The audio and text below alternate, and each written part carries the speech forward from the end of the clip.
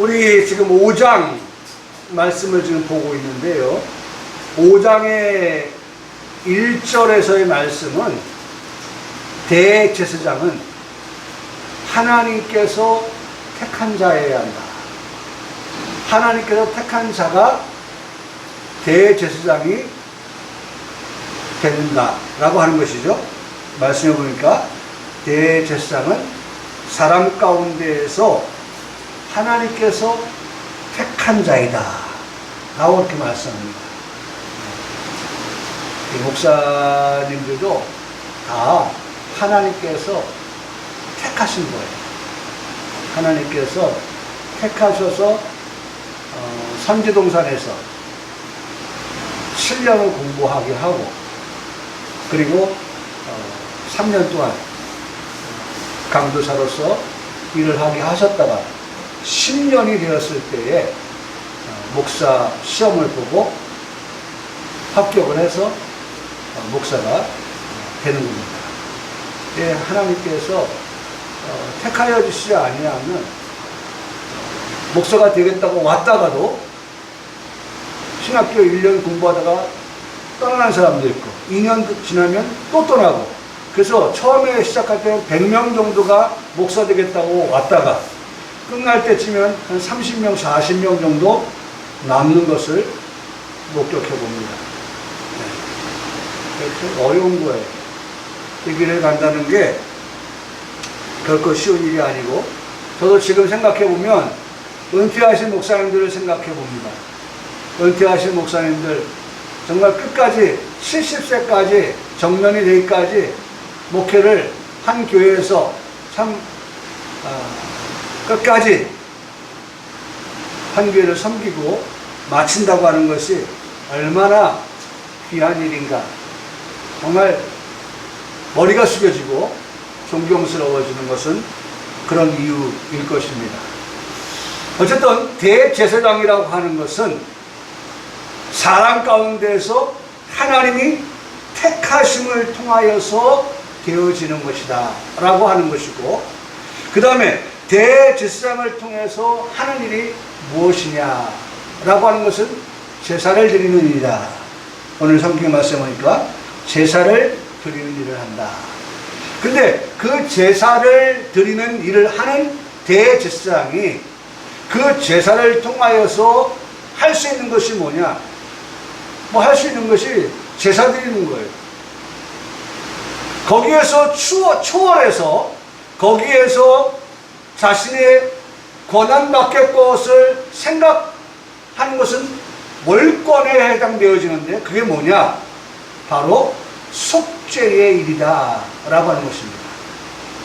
여러분, 오늘 성경의 말씀해 보니까 한번 따라 하실까요? 하나님께 속한 일. 아주 중요한 단어입니다. 하나님께 속한 일을 대제사장이라 해서 하나님께 속한 일을 할 수 있는 게 아닌 것입니다. 하나님께 속한 일이 있고 대제사장이 하는 일이 있는 거예요. 대제사장이 하는 일은 성경 1절 마지막에 보면 제사를 드리는 일을 하는 것이 대제사장이 하는 일이고, 대제사장을 통하여 제사를 드리면 하나님께서 하시는 일이 뭐냐? 그것은 속죄다. 여러분, 정리가 잘 돼야 됩니다.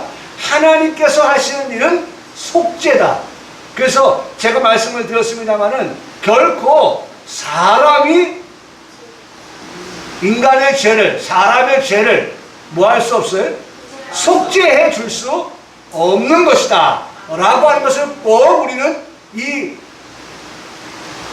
개혁주의 교회에서, 제가 일부러 개혁주의 교회라고 말씀을 드리는 것은, 기독교라고 하는 것을 말씀을 드리는 것은 그렇지 아니한 곳에서는 내 죄를 사하노라 하는 말이 나오고 있기 때문에 그것을 엄격하게 구분을 지으려고 하는 것입니다. 대제사장이 하는 일이 뭐예요? 제사를 어떻게 해요? 드리게 되는 일이, 제사를 드리는 일. 하나님께 속한 일은 뭐라고요? 속죄. 그래서 3절에 말씀해 보면 3절에 그러므로 백성을 위하여 뭘 해요? 속죄제를 드린다. 네? 속죄제를 드리는데 그 속죄가 누굴 통해서요? 하나님을 통하여서 이루어진다 라고 하는 겁니다. 하나님께서 우리의 죄를 속죄하여 주시는 것이다. 그래서 이제 자 2절의 말씀을 볼 때에 그러면 사람 가운데 택한 자인 대제사장에 대하여서 뭐라고 말씀하시는지를 들어보기를 원합니다. 2절에 가보세요. 뭐라고 말씀합니까? 그가 무식하고 미혹된 자를 능히 용납할 수 있는 것은 무식한 자와 미혹된 자를 용납하는 그가 누구예요? 사람 가운데의 대제사장으로 택함을 입은 그 사람, 대제사장 그 사람이 첫 번째 무식한 자, 그 다음에 미혹된 자를 어떻게 한다? 용납할 수 있는 것은 그렇게 말씀합니다. 네? 용납할 수 있는 것은 그 이유를 설명합니다. 뭐라고 설명합니까? 자기도 연약함에 휩싸여 있음이라 그렇게 말씀합니다. 그러니까 자기도 어떤 사람이에요? 무식한 자고 자기도 미혹을 받을 자라고 하는 것을 암시하고 있는 거예요. 나는 뭐예요? 대제사장이지만 그래서 백성들이 짐승을 끌고 와서 대제사장의 제사를 대신하여 드려달라고 하는 부탁을 받지만 그렇다고 해서 나는 너와 달라. 나는 대제사장이고 너는 백성이야. 이렇게 무시하고 백성을 무시하고 그렇게 백성에 대하여서 하대하는 그러한 레벨이 다르다고 하는 그런 생각을 가지고 있을 수 없는 것은 대제사장은 사람 가운데에서 하나님이 택한 자이지만 그도 무식한 자고 그 다음에 미혹을 받을 수 있는 충분한 여지가 있다라고 하는 것을 말씀해 주고 있기 때문입니다. 여러분 우리가 지난 시간에 말씀드렸지만 모든 사람은 뭐예요? 죄를 범하였으며 모든 사람은 죄를 범한 사람들. 그러니까 대제사장으로 하나님께서 선택하여 불러주셨지만 그도 역시 뭐예요? 죄인 가운데 한 사람에게 맞습니다. 모든 사람이 죄를 범하였음에 하나님의 영광에 이르지 못하는 사람 가운데 한 사람이 대제사장도 포함이 되어진다는 것입니다.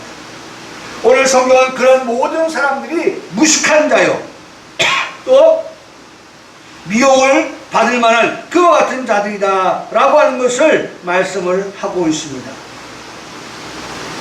여러분 여기 무식한 자라고 하는 말씀은 알지 못하는 자라고 하는 것, 깨닫지 못한 자라는 것입니다.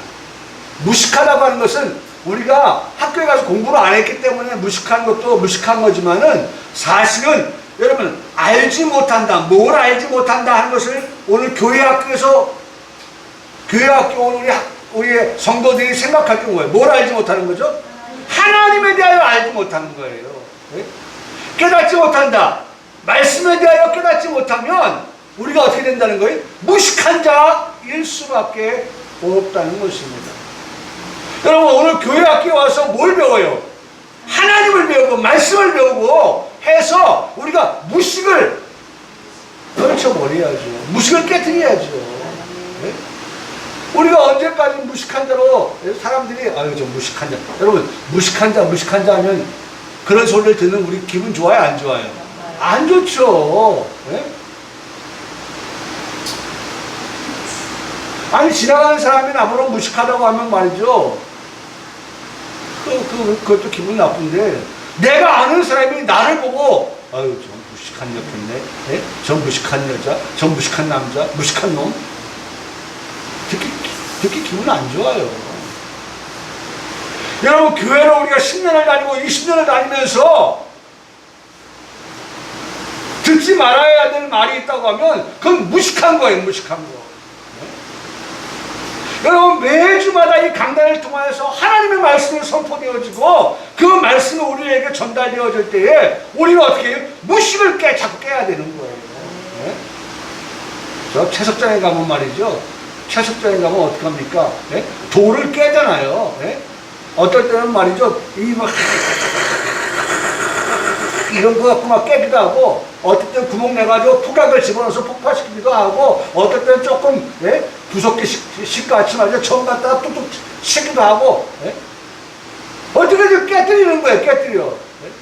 오늘 우리가 교회 학교 와서, 오늘 수업을 받으면서, 예배를 드리면서, 어떤 면에서 결과적으로 뭐예요? 우리의 무식을 깨뜨리는 거예요.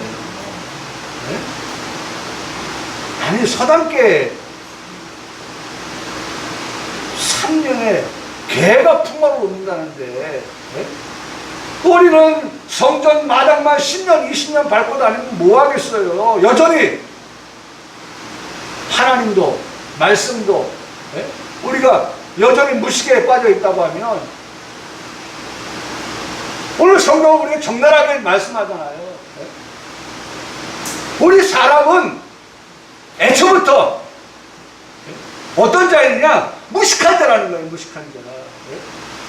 무식한 자가 교회 학교에 와서 이제 무식을 깨뜨려버리고, 무식을 벗어버리고 말씀을 통해서 하나님을 알게 되고, 그래서 저도 요새 생각하는 게, 오늘 새벽에 말씀드렸지만 정말 은혜라고 하는 것을 생각하면, 오늘 노아가 은혜를 입은 자인데 은혜라고 하는 것을 생각하면 은혜는 무엇이냐? 은혜는 십자가이고, 은혜는 구원이고, 은혜는 안식이고, 오늘 그런 은혜를 우리가 어떻게 해요? 입은 자라고 말씀하고 있어요. 할렐루야. 오늘 그런 은혜를 우리가 입은 자라고 그렇게 확실히 믿습니까? 여러분, 우리 그런 은혜를 입은 자예요. 그래서 그런 은혜가 아니면 살아갈 수가 없습니다. 고백하는 거 아니니까. 날마다 순간마다 하나님이 우리에게 공급하여 주신 그 은혜가 아니면 살아갈 수 없다라고 하는 그런 고백 속에서 우리가 살고 있어요. 그런데 그런 고백이 없으면, 제가 오늘 식기도 제 순서였어요. 제 식기도.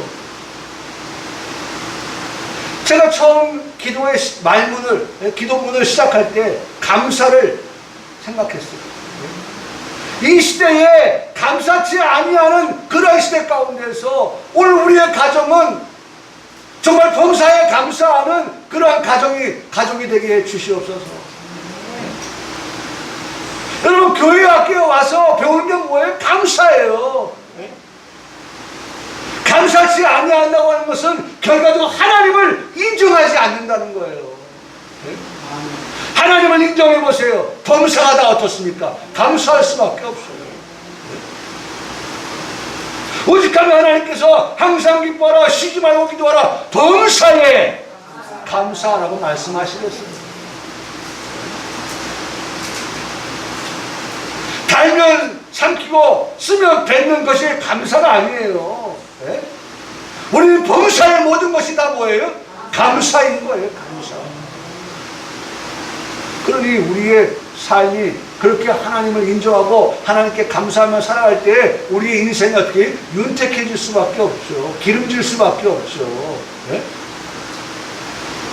아무리 좋은 환경 속에서 살고 있다 할지라도 여러분, 감사치 않으면 우리의 삶은요 사막화되어질 수밖에 없어요. 황량할 수밖에 없어요. 먼지만 부적부적 날릴 수밖에 없어요. 답답하죠. 여러분, 지금 무슨 말씀 드리고 있어요? 놓치면 안 되는 거. 네? 그렇죠. 무식한 자가 되지 마라. 네? 무식하다 하는 말은, 네? 앞서도 말씀해준 알지 못한다고 하는 것이고 깨닫지 못하는 것이라고 말씀하고 있어요. 네? 그 오늘도 하나님의 말씀을 듣는 우리들이 하나님을 바로 알고 말씀에 대한 깨달음이 우리가 올 때에 우리는 결코 무식한 자로 남아있지 않게 된다는 것입니다. 여러분, 저는 오늘 이 말씀을 준비하면서 전지하신 하나님이 자신 안에 있지 않는 그와 같은 자들은 무식한 자다라고 하는 말씀을 드립니다. 근데 여러분, 우리가 알고 있는 하나님은 이런 하나님이에요. 하나는 전능하신 하나님. 그렇죠? 아멘이십니까? 우리 고백합니다. 전능하신 하나님이라고. 천지를 만드신 하나님은 어떤 하나님이에요? 전능하신 하나님이에요.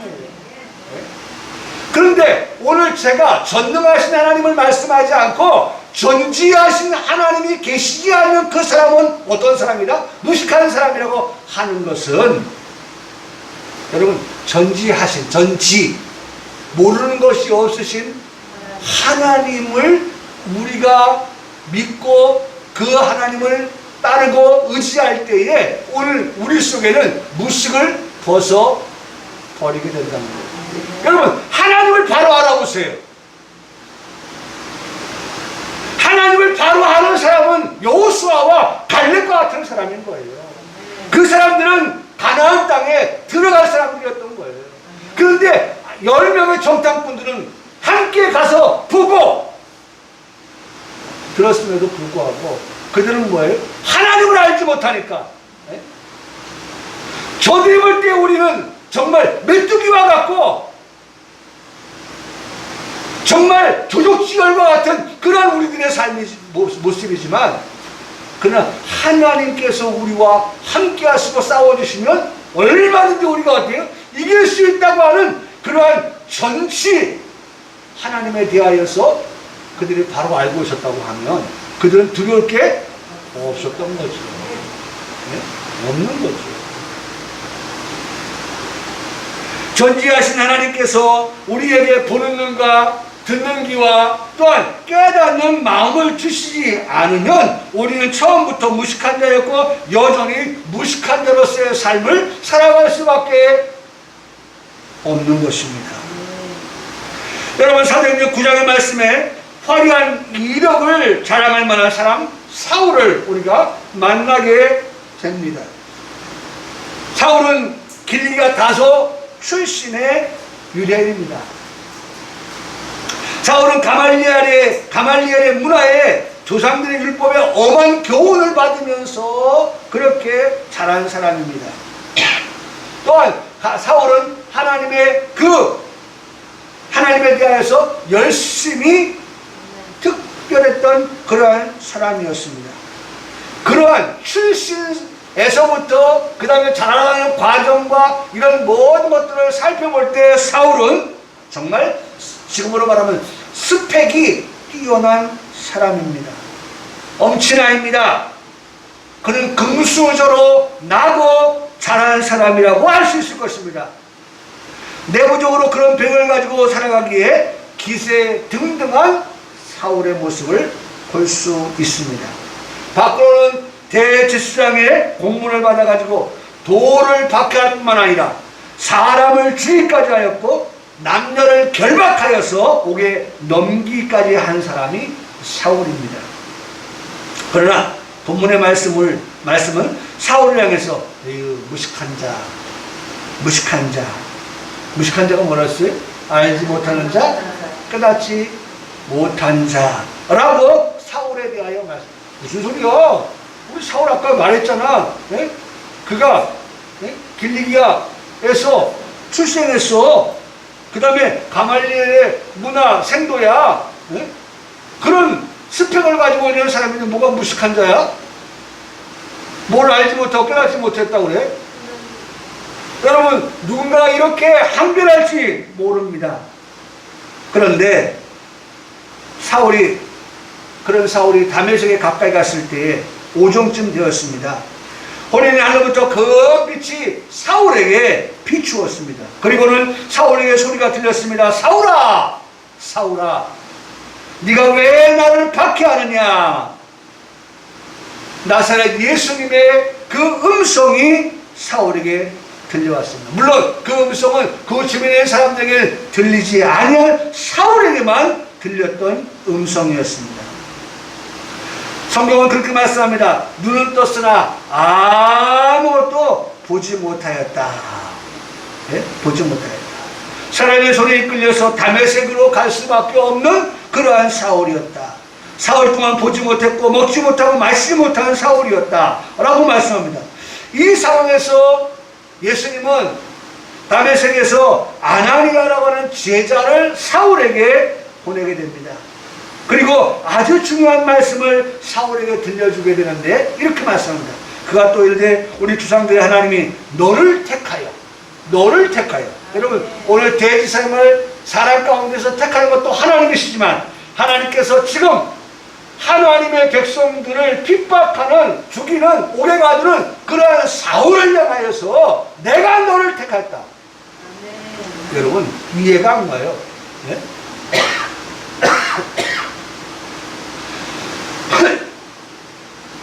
어쩌면 그럴 수 있습니까? 네?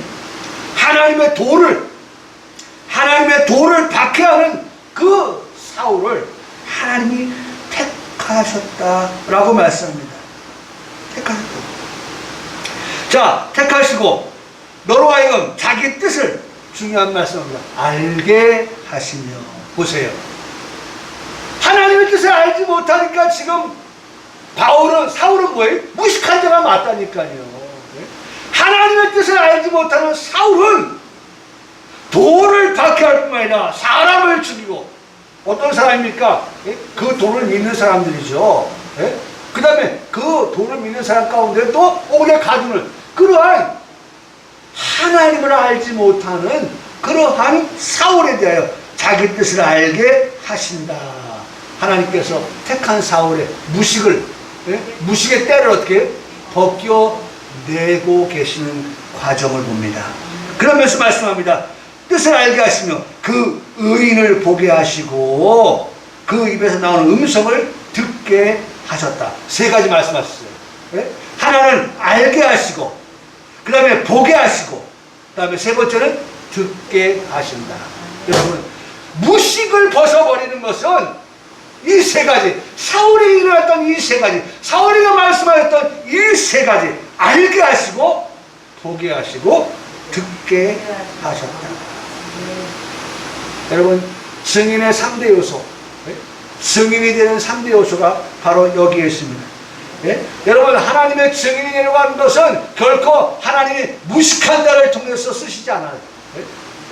하나님은 무식한 사울이지만 사울을 증인 되게 하시기 위해서 무식을 벗어버리고 유식한 자가 되게 해서 증인을 삼으시는 모습을 봐요.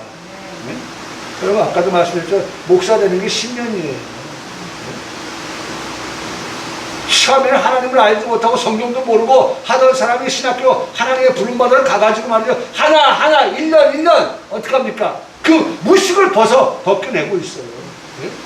그래서 비로소 조금 부족하지만 목사 안수를 받고 목사 안수를 받아서 하나님 앞에 매달리고 기도하고 이제는 나 죽었습니다. 하나님의 도우심이 없으면 강단에 설 수 없습니다. 그렇게 하나님께 매달리니 하나님께서 은혜를 주시고 능력을 주시고 하나님께서 사용하여 주시는 것이죠. 그러니까 여기 지금 사울도 하나님께서 증인 삼으시려고 하니까 무식이라고 하는 걸 벗게 하기 위해서 하나님에 대해서 알게 하시고 그 다음에 보게 하시고 그 다음에 듣게 하시는 이러한 역사가 사울에게서 일어났다는 것입니다. 처음 부르실 때는 무식한 사울이었습니다. 그러나 증인으로 삼고자 택하시고 부르시면은 무식을 벗어버린 사울이 되었다는 것입니다. 항상 우리가 이 말씀에 있어서 기도할 것 세 가지가 있습니다. 하나님 우리에게 보는 눈을 주시옵소서. 하나님 우리에게 듣는 귀를 주시옵소서. 하나님 우리에게 깨닫는 마음을 주시옵소서. 아멘. 보는 눈, 듣는 귀, 깨닫는 마음을 달라고 우리도 역시 어떻게 해요? 기도해야 한다는 것입니다. 자, 무식을 2절 말씀에 무식을 사람 가운데 택한 대지사이지만 그도 어떻게 해요? 무식한 자요? 그 다음에 두 번째가 뭐예요? 미혹을 받는, 미혹된 자를 능히 용납할 수 하는, 미혹을 받을 수 있는 그와 같은 자라고 하는 것을 말씀을 합니다. 마귀의 미혹은요, 에덴 동산에서부터 시작되었고 1000년 안식 지나 무궁안식 들어간 그 어간에도, 그 사이에서도 미혹은 우리에게 있다는 것을 말씀해 주고 있습니다. 여러분 기억하세요. 미혹은 끝났다? 아니에요.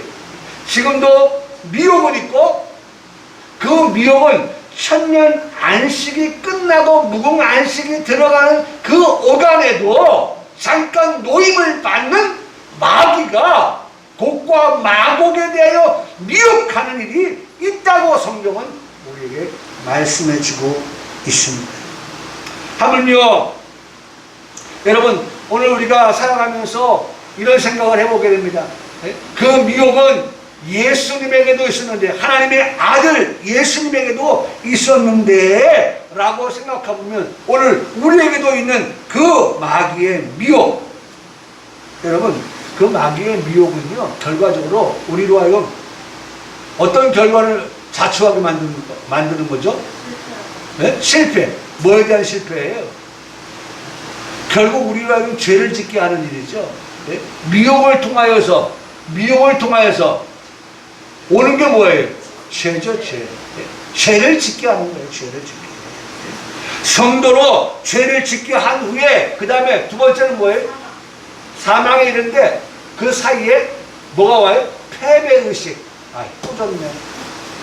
오늘 내가 예배드리고 나서는 이번 한 주간의 삶을 정말 하나님과 동행하며 살겠다고, 하나님의 은혜를 가지고 살겠다고 그렇게 내가 마음 먹고 교회 문을 나섰는데 미혹이 오니까 또 그 미혹에 내가 아이고 또 넘어갔네, 또 졌네, 지난번 내가 그렇게 다짐했다가 졌는데 이번에 또 졌네, 이렇게 함으로 해서 나는 어쩔 수 없어 라고 하는 성도로 하여금 죄를 짓게, 미혹, 죄를 짓게 하는 것, 그 다음에 오는 것은 패배, 의식에 사로잡혀서 아유 나는 안 돼, 기도해도 안 돼, 기도해도 안 돼. 그래서 뭐하게 만드는 거예요? 기도 안 하게 만드는, 기도 못하게 만드는 거예요. 아유 예배 드려도 안 돼, 예배 못 드리게 하는 거예요.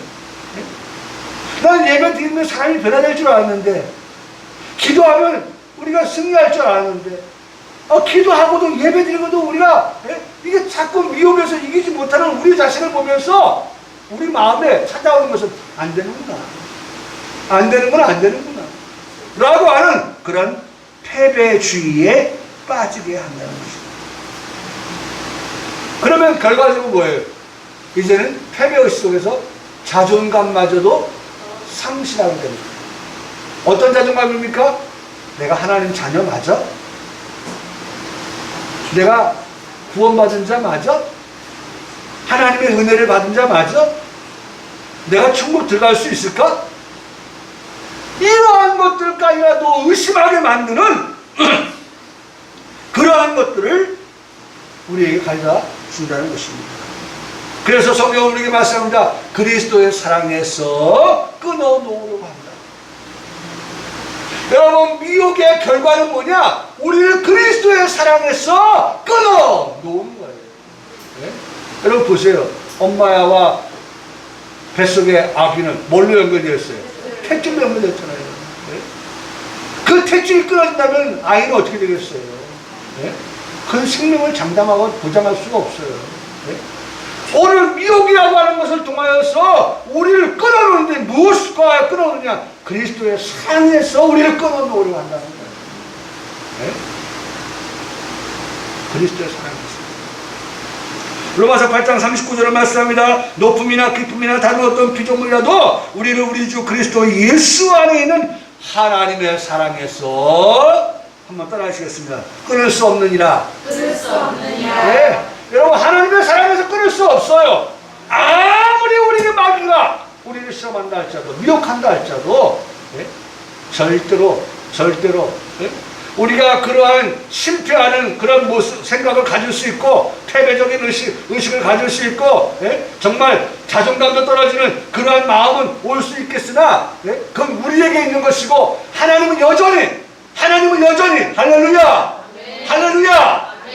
여러분, 우리는 지는 것 때문에, 그 미혹에 지는 것 때문에 그러한 여러 가지 것들을 우리 마음속에서 받아들일 수밖에 없는 그런 것일 수 있겠으나, 그러나 그런 가운데서도 하나님의 사랑은 우리를 향하여서 변함이 없어요. 변함이 없어요. 여러분, 아주 중요한 말씀입니다. 내 마음속에는 그런 마음들이 일어날 수 있겠으나, 그러나 우리를 향한 하나님의 사랑은 여전해요. 여전해. 오늘 엄마한테 귀에다 대고 살짝 물어봐요. 엄마, 내가 아주 미울 때도 엄마 마음은 어땠어? 여러분, 오늘도 제가 기사를 읽지는 못했습니다만 23년 동안 정신병을 앓던 그 가족을 돌보다가 너무 힘들어가지고 한번 기사를 한번 좀 읽어보세요. 저도 읽지 않고 타이틀만 봤는데 타이틀도 다 안 써있잖아요. 가히 짐작이 돼요. 어떻게 했겠어요? 사람이 정말 참고 내 자식이니까, 내 가족이니까 23년을 그렇게 살았어요. 근데 그 다음에 그러나 내가 안 읽었어요. 어떻게 됐다고 하는 것이 결말이 안 써있긴 써있지만 제가 안 읽었으니까 모르겠어요. 근데 제가 가히 머릿속에 어떻게 됐겠구나, 그런 생각을 해봤어요.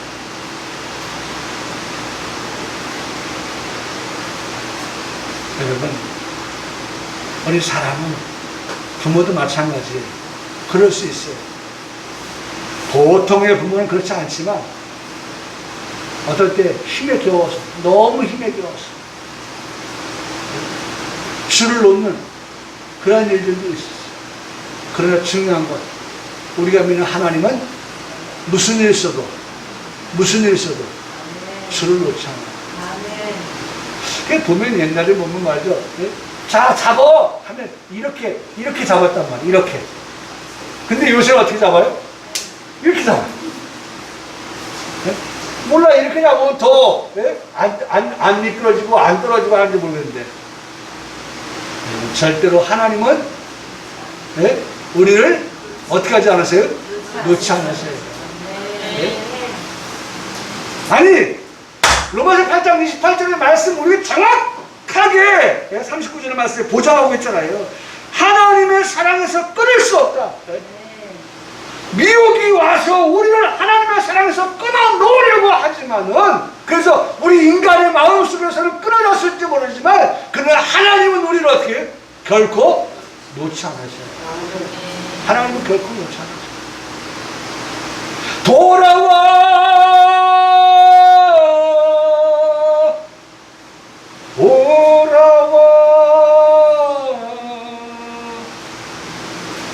여러분, 미혹을 받아서 떠난다 할지라도 하나님은 우리에게 부르십니다. 돌아오라고.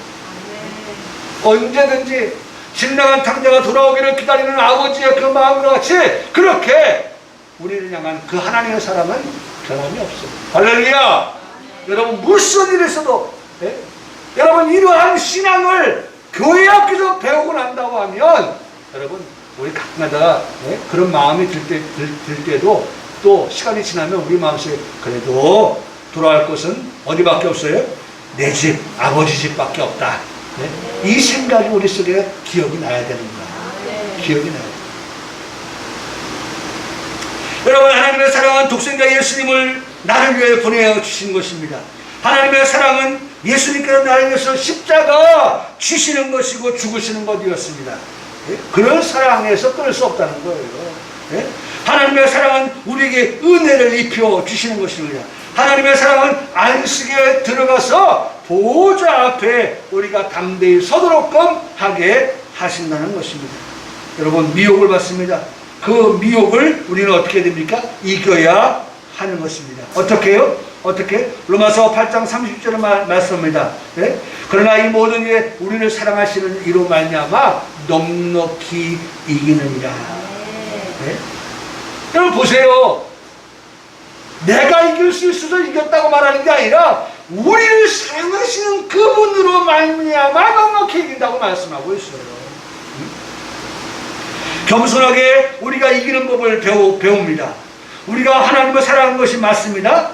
그러나 더 중요한 것은 우리보다 하나님께서 우리를 더 사랑하신다는 것입니다.